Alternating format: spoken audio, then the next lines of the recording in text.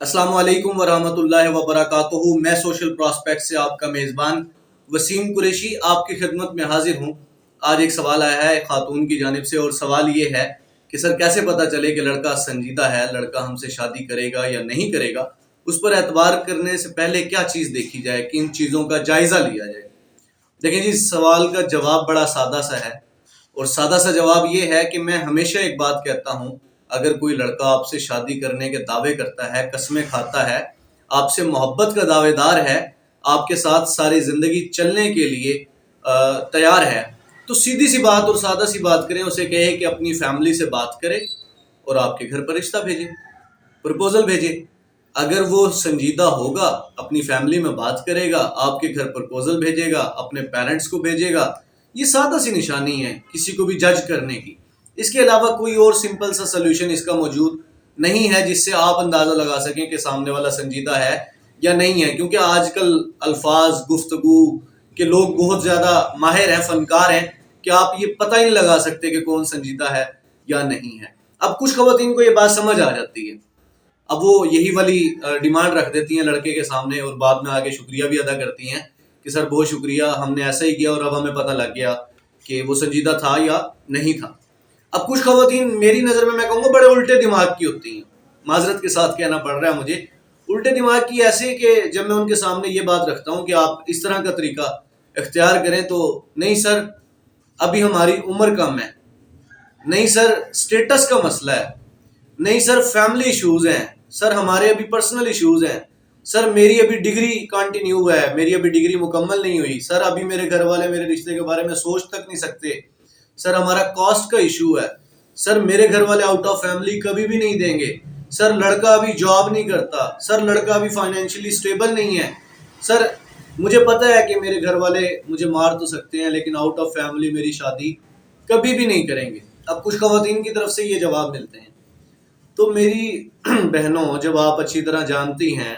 कि आपकी शादी कभी आउट ऑफ फैमिली नहीं हो सकती, जब आपको पता है कि इस तरह के मसाइल हैं, या लड़कों को भी कहना चाहता हूँ, जब आप ये तमाम बातें जानते हैं तो यार ताल्लुक बनाते क्यों हैं, बात आगे क्यों बढ़ाते हैं, ये सिलसिला इतना तवील क्यों करते हैं, अपना वक्त ज़ाया क्यों करते हैं। आप तो इस तरह एक दूसरे का वक्त ज़ाया कर रहे हैं। अब होता क्या है, जो शादी के बाद होना था वो शादी से पहले हो रहा है। लंबी लंबी कॉल्स चल रही हैं, टेक्स्ट मैसेजेस हो रहे हैं, वीडियो कॉलिंग हो रही हैं, डेटिंग देख लें आप, आपके जूस कार्नर, आपके पिज़्ज़ा शॉप्स, आपके रेस्टोरेंट्स, आपके होटल्स भरे पड़े हैं। अब नतीजा क्या निकलता है, जो बाद में होना है वो सब कुछ पहले हो रहा है। नतीजतन वो तजस्सुस जो होना चाहिए एक दूसरे के बारे में वो ख़त्म हो गया। इंसान खोजी है, वो तलाश में रहता है, कुछ नया डिस्कवर करने की आरजू में रहता है।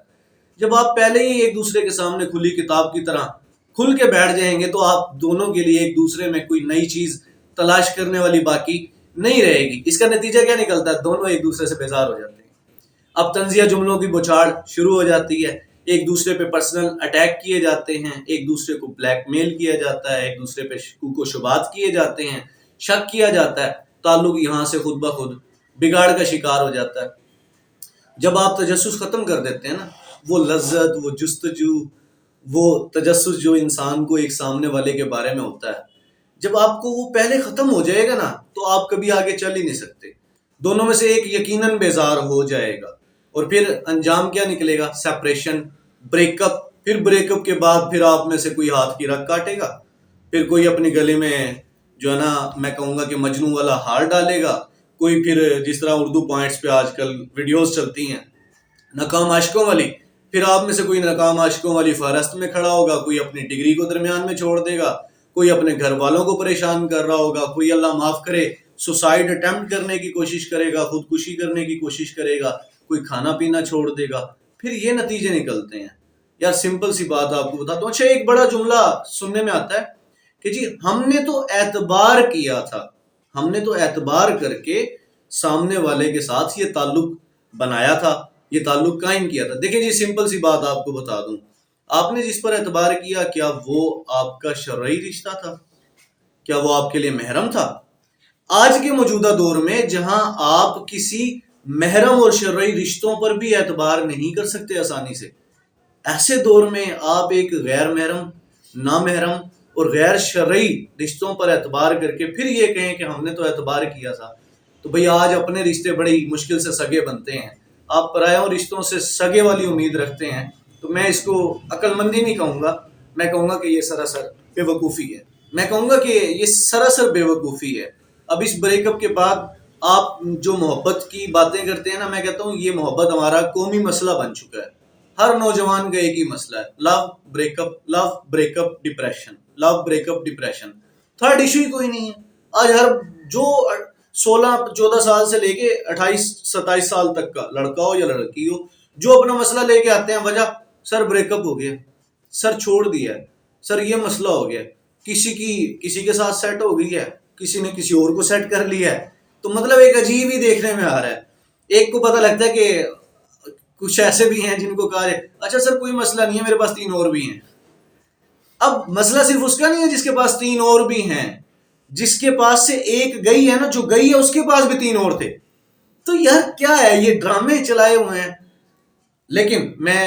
ہرگز سب لوگوں کو اس میں شمار نہیں کروں گا، آج بھی میں مانتا ہوں کچھ لوگ ایسے ہیں جو ایک ہی پر رک جاتے ہیں، آج بھی کچھ ایسے لوگ ہیں جو ایک پر ٹھہر جاتے ہیں، ممکن ہے اس کو سامنے والا سنجیدہ نہیں ملتا، تو میں یہی کہنا چاہوں گا خدارا ان باتوں سے دور ہی رہیں تو اچھا ہے، اپنی ڈگری پہ فوکس کریں، اپنے والدین پہ توجہ دیں، یہ ساری چیزیں چھوڑ دیں۔ اس کی وجہ پتہ کیا ہے؟ واصف صاحب کی سمپل سی بات آپ کو کر دیتا ہوں میں، واصف صاحب سے کسی نے پوچھا تو واصف صاحب نے کہا یار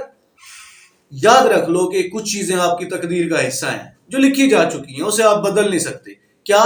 آپ کے والدین، آپ کس کے گھر پیدا ہوں گے لکھا جا چکا ہے، آپ کی اولاد، آپ کے گھر کون پیدا ہوگا یہ لکھا جا چکا ہے، اس کے علاوہ آپ کا رزق لکھا جا چکا ہے، آپ کا شریک حیات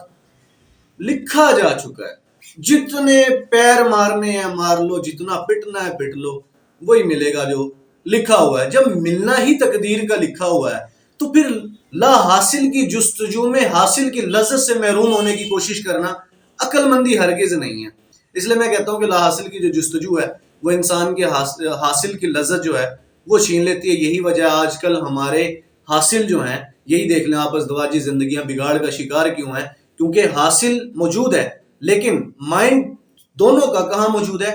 لا حاصل کے ساتھ ہے، لا حاصل کے ساتھ انٹریکشنز چل رہی ہیں، چیٹس چل رہی ہیں، وجہ جو موجود ہے اس کے ساتھ کوئی انٹریکشن نہیں ہے، اس سے کوئی سکون نہیں ہے، اس سے کوئی لذت نہیں ہے۔ تو میں یہی کہنا چاہوں گا ملے گا وہی جو آپ کی تقدیر میں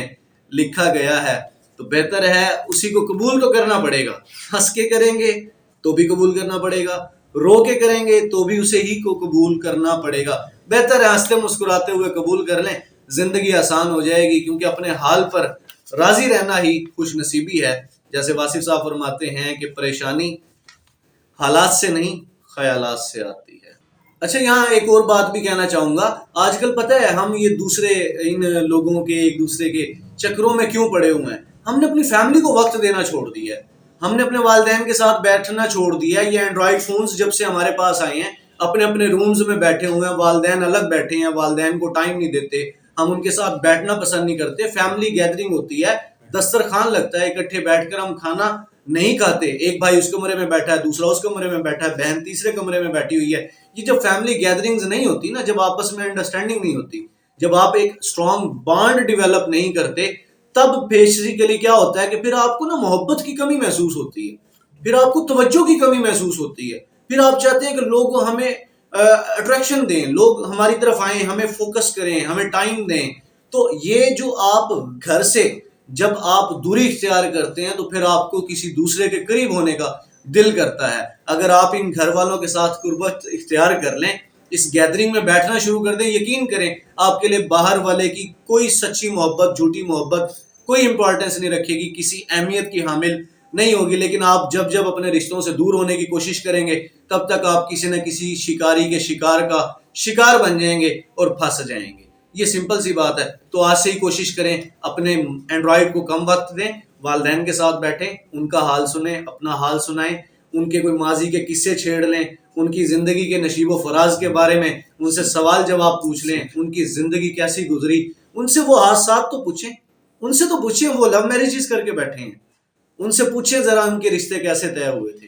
ان سے پوچھیں کہ مرضی نہ ہونے کے باوجود جب ان کے رشتے طے ہوئے، جوڑا بنا، تو انہوں نے بیسیکلی ایک اچھا جوڑا بننے کے لیے کون کون سے سفر طے کیے ہیں، کون کون سی مشکلات گزاری ہیں. ان سے پوچھیں کہ جب آپ ایک دوسرے کو جانتے تک نہیں تھے اور آپ کو رشتہ ازدواج میں منسلک کیا گیا، تو وہ کون سی ایسے عوامل تھے کہ آج آپ لوگوں کو دیکھ کے ایسے لگتا ہے جیسے آپ لوگوں کی لو میرج ہوئی ہو. میں اکثر اپنے والدین سے یہ سوال پوچھتا ہوں، حالانکہ وہ جانتے تک نہیں تھے ایک دوسرے کو، لیکن میں آج دیکھتا ہوں تو میں کہتا ہوں ایسا لگتا ہے کہ ان کی لو میرج تھی. تو میں اکثر ان سے شیئرنگ کرتا ہوں کہ بھائی ہمیں بتائیں نا، تو کیا قربانی ہے آپ دونوں کی، کیا قربانیاں ہیں. تو یار جب وہ زندگی ایسے گزار رہے ہیں تو آپ اور میں بہت اچھی زندگیاں گزار سکتے ہیں. بات توکل کی ہے، بات قبول کرنے کی ہے، کہ جب قبول کر لیں گے تو پھر سب کچھ نبھانا پڑے گا، ہنستے ہوئے بھی روتے ہوئے بھی. ہنستے ہوئے نبھائیں گے تو زندگی آسان ہے. اسی کے ساتھ اپنے میزبان وسیم قریشی کو اجازت دیجیے. میں آپ کے لیے دعا گو ہوں کہ اللہ تعالیٰ آپ کو آسانیاں عطا فرمائے اور آسانیاں بانٹنے کا شرف عطا فرمائے. اللہ حافظ.